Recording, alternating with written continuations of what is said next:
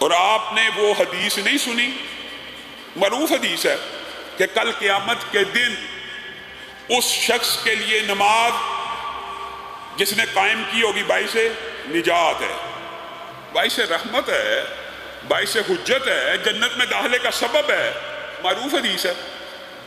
لیکن جس نے نہیں پڑھی ہوگی، جس نے نماز کو ضائع کیا گیا ہوگا، اس کا انجام کس کے ساتھ ہوگا؟ قارون کے ساتھ، فرعون کے ساتھ، حامان کے ساتھ، ابی بن خلف کے ساتھ۔ 4 نام لیے ہیں۔ جس نے نماز نہیں پڑھی، نماز قائم زندگی میں نہ کرتا رہا، نمازوں سے غفلت برتتا رہا، نماز اس کے لیے حجت نہیں ہے، نجات نہیں ہے، دلیل نہیں ہے، جنت میں داخلے کا سبب نہیں ہے، بلکہ وہ کس کے ساتھ ہوگا؟ فرعون کے ساتھ، قارون کے ساتھ، حامان کے ساتھ، ابی بن خلف کے ساتھ۔ صرف یہ حدیث بھی انسان کو سمجھ آ جائے تو مسئلہ کلیئر ہے۔ اگر نماز نہ پڑھنے والا کلمہ کو مسلمان ہے، اگر وہ دائرہ اسلام میں خارج ہے، تو کیا اس کو فرعون کے ساتھ ہونا چاہیے، حامان کے ساتھ ہونا چاہیے، قارون کے ساتھ ہونا چاہیے، ابی بن خلف کے ساتھ ہونا چاہیے؟ جہنم کا سب سے نچلا طبقہ ہے جہاں پہ یہ 4 ظالم ڈالے جائیں گے، کلمہ کو مسلمان کیوں ڈالا جا رہا ہے؟ بتائیے۔ اس کا مطلب صاف ہے، واضح ہے کہ وہ مسلمان ہی نہیں ہے۔ مسلمان ہوتا تو فاسقوں فاجروں کی، بدکاروں کی، بد اعمال والوں کی جہنم میں اوپر ہوتا۔ یہ کہاں پہ جا رہا ہے؟ فرعون کے ساتھ، قارون کے ساتھ، حامان کے ساتھ، ابی بن خلف کے ساتھ۔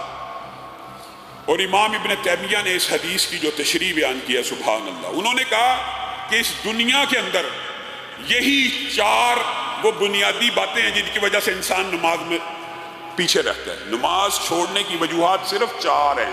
امام ابن تیمیہ کا یہ موقف ہے کہ اس حدیث سے مجھے یہ بات سمجھ آئی کہ 4 افراد کا رسول اللہ صلی اللہ علیہ وسلم نے نام کیوں لیا؟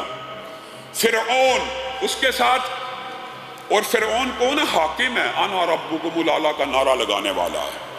ہاں، جو سلطنت میں، جو ملک میں، جو کاروباروں میں، جو جگیرداری میں اتنا بیزی رہتے ہیں کہ وہ فرعون بن جاتے ہیں، ان کو اپنے ملک سے، اپنی جگیر سے، اپنے پلازوں اور بلڈنگوں سے فرصت نہیں ملتی، اپنی رعایا سے فرصت نہیں ملتی، اس لیے نماز کو چھوڑتے ہیں۔ ایک وجہ یہ ہے، اس لیے نماز کو چھوڑ دیا کہ بہت بڑا خدا ہے پاس، وہ فرعون کے ساتھ جہنم میں جائیں گے۔ اور دوسرے وہ لوگ ہوتے ہیں جو کاروبار کے لیے، پیسے کی خاطر، تجارت کے لیے ہر وقت پیسہ کمانے کی سوچ میں مگن رہ کر نمازوں سے پیچھے رہ جاتے ہیں، وہ قارون اور ابی بن خلف کے ساتھ ہوں گے۔ قارون کون تھا؟ بڑے مالدار تھا، اونٹ چابیاں اٹھاتے تھے اس کے خزانوں کی، اس وجہ سے پیچھے رہ گئے ہو کہ دنیا کے پیچھے بھاگتے ہو تو نماز چھوٹ گئی ہے۔ تو قارون کے ساتھ ہے۔ ابی بن خلف گھوڑے پالتا تھا، بڑا خوبصورت لمبا چوڑا ایک گھوڑا پالا، معاذ اللہ رسول اللہ کو کہنے لگا اس کو میں کھلا پلا کے موٹا کر رہا ہوں، جس دن یہ تندرست ہو جائے گا اس کے اوپر چڑھ کے معاذ اللہ آپ کو قتل کر دوں گا۔ تو رسول اللہ صلی اللہ علیہ وسلم نے کہا تھا بلکہ میں تجھے قتل کروں گا۔ وہ واقعہ سیرت کے باب میں آپ کے سامنے بالتفصیل رکھا تھا۔ یہی 2 زیادہ وجوہات ہوتی ہیں، یا بادشاہی ہے، عہدہ ہے، مرتبہ ہے، یا دولت کے پیچھے بھاگ رہا ہے، یا کاروبار اور تجارت کے پیچھے جا رہا ہے۔ اور چوتھا جو بندہ حامان، وہ کیا؟ وزیر ہے۔ سرکاری جتنے بھی ملازم ہیں ان کو غور کرنا چاہیے رسول اللہ صلی اللہ علیہ وسلم کی اس حدیث کے اوپر کہ سرکاری عمال اپنے فرائض کی انجام دہی کی وجہ سے نمازوں سے پیچھے رہ جاتے ہیں۔ اور یہ ہماری آنکھوں دیکھا مشاہدہ ہے 4 باتوں کا۔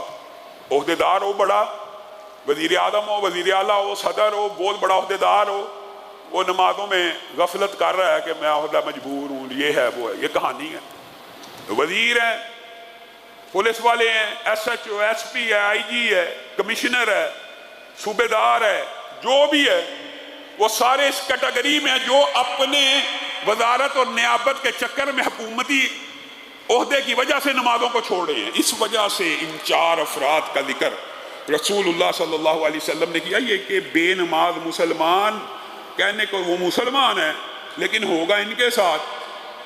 یہاں سے یہ بات سمجھ آتی ہے، فَخَلَفَ مِن بَعْدِهِمْ خَلْفٌ فَأَضَاعُوا الصَّلَاةَ وَاتَّبَعُوا الشَّهَوَاتِ فَسَوْفَ يَلْقَوْنَ غَيًّا۔ اب یہاں پہ جنہوں نے اپنی نمازوں کو ضائع کیا ان کو کہاں ڈالا جائے گا؟ غَيٍّ مِّن وَادٍ میں، کیا یہ مسلمانوں کے لیے؟ اچھا یہاں اس سے بھی اگر آپ اور اپنے ذہن کو کھولنا چاہیں، ما سلککم فی سقر، ما سلککم فی سقر، جہنم کے دروگے فرشتے پوچھ رہے ہیں جہنمیوں سے بالعموم